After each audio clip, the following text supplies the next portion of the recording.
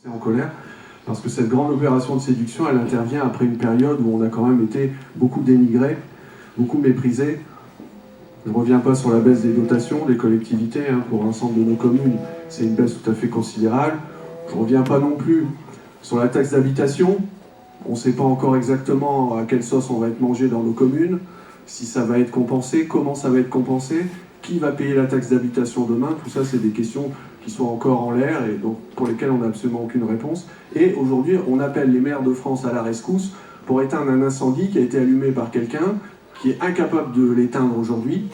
Et on appelle les maires à la rescousse pour essayer d'éteindre cet incendie sur des questions pour lesquelles on n'a pas les réponses, puisqu'on est, pour la grande majorité des questions en cause, on n'est pas compétent. Mais si ce grand débat national peut avoir quand même une utilité, peut nous permettre d'espérer revenir sur une mesure complètement idiote qui a été prise l'année dernière, c'est-à-dire la limitation de vitesse à 80 km/h sur les routes, il aura au moins servi à quelque chose. Et puis s'il peut nous permettre aussi de remettre les maires de France au centre du dispositif et être un peu plus considérés qu'ils l'ont été après des opérations dont vous avez souvenir, l'opération pas si vieille de Balance ton maire qui avait été orchestrée par le gouvernement, le grand débat aura servi à quelque chose, mais c'est l'avenir qui le dira. Et il va servir aussi, et je voudrais juste insister sur un point, je ne vais pas parler, Sandrine, de tous les sujets dont je pourrais parler, parce que sinon ça serait un peu long.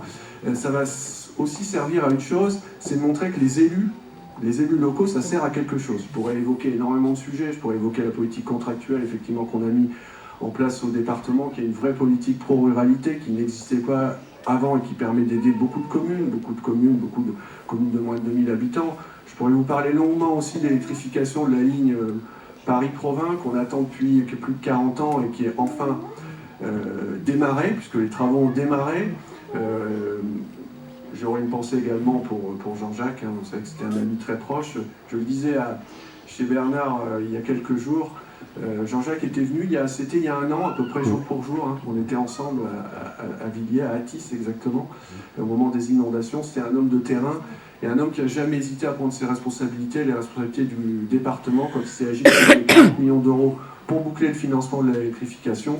Il a répondu présent et il était là toujours à nos côtés. C'est vraiment une grande perte et un grand manque évidemment pour nous. Mais je ne parlerai que d'un sujet, c'est celui de la fibre. Parce qu'ici, à Grisi, on est obligé de parler de la fibre. Quand Jean-Jacques Barbeau m'a demandé de prendre la présidence du syndicat Seine-et-Marne numérique, c'était au printemps 2015, j'ai accepté puisqu'il me l'a demandé, donc comme je suis un bon soldat, je l'ai accepté. Je ne savais pas bien à quoi je m'attendais. Avec le recul, c'est vraiment une mission qui m'a beaucoup mobilisé. On commence à en voir un peu, Jean-Claude, commence un peu à voir le bout du tunnel. On a eu des moments de très haut, des moments de plus bas, parce que c'est un gros challenge. À l'échelle du département, c'est 350 millions d'euros d'investissement. C'est colossal, c'est le plus gros investissement public de la décennie. C'est absolument indispensable pour nos secteurs ruraux, pour faire en sorte qu'ils soient demain complètement ancrés dans la modernité, pour nos habitants, quel que soit leur âge. Et une des premières personnes que j'ai vues après la prise de cette présidence, c'est Jean-Claude. Je ne sais pas si tu t'en souviens. C'était Jean-Claude et je lui ai fait découvrir un document un peu cataclysmique. C'était le plan de déploiement de la fibre optique sur votre communauté de communes. Tu te souviens, Jean-Claude? On en avait parlé avec Roger également.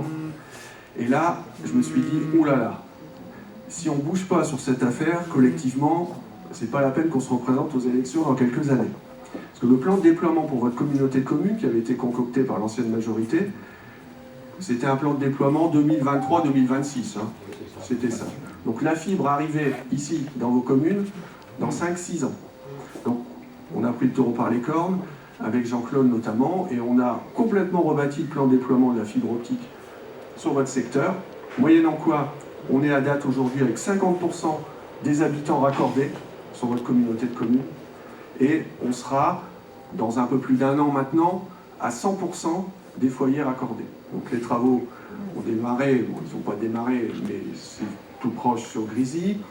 On a des bonnes nouvelles déjà sur l'ensemble de notre territoire, puisque les opérateurs commencent à arriver. Quand je dis les opérateurs, c'est les grands opérateurs nationaux puisque pour le moment, vous avez les opérateurs dits alternatifs, hein, les petits, Vidéo Future, Comcap, Canet, etc., Coriolis, qui sont sur le marché. Et on a déjà dans notre secteur, sur le secteur de Donne-Marie, SFR est arrivé, sur Provins également. Sur Provins, on est également, ainsi qu'à Saint-Brice et Rouilly, en zone test avec Bouygues. Et on attend désespérément, mais ça va finir par arriver, l'arrivée d'Orange sur la commercialisation de la fibre optique. Je pense que ça va finir par arriver. Je pense qu'avant la fin du mandat municipal, ça sera là. Bon, Orange, personne ne travaille chez Orange ici. C'est bon, en fait, ils font cracher la bête aussi longtemps qu'ils le peuvent de leur réseau cuivre. Il y a un moment, avec le nombre de gens qui les fuient aujourd'hui, qui s'abonnent chez Bouygues, chez SFR, à un moment, ils vont bien être obligés de bouger.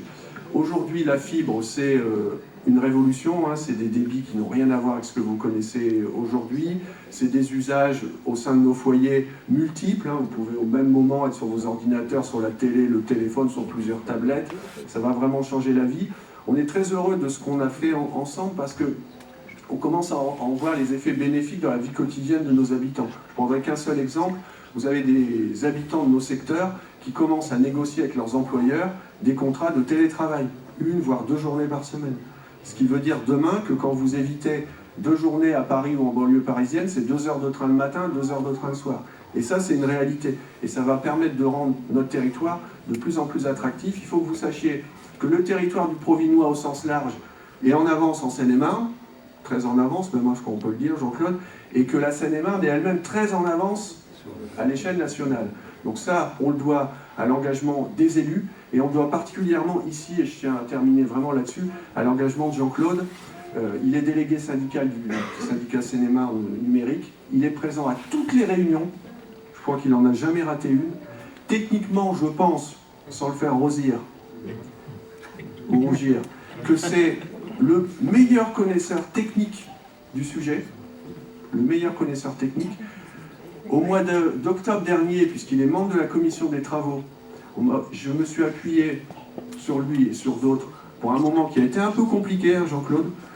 Hein, on ne rentrera pas dans les détails, mais un moment qui a été très compliqué, il m'a rendu un coup de main énorme, et si je ne l'avais pas eu, je ne sais pas si on aurait réussi à déboucher. Je ne suis pas sûr que toutes les communes de votre communauté de communes pour lesquelles l'ouverture commerciale a eu lieu là, depuis quelques jours auraient été dans les temps.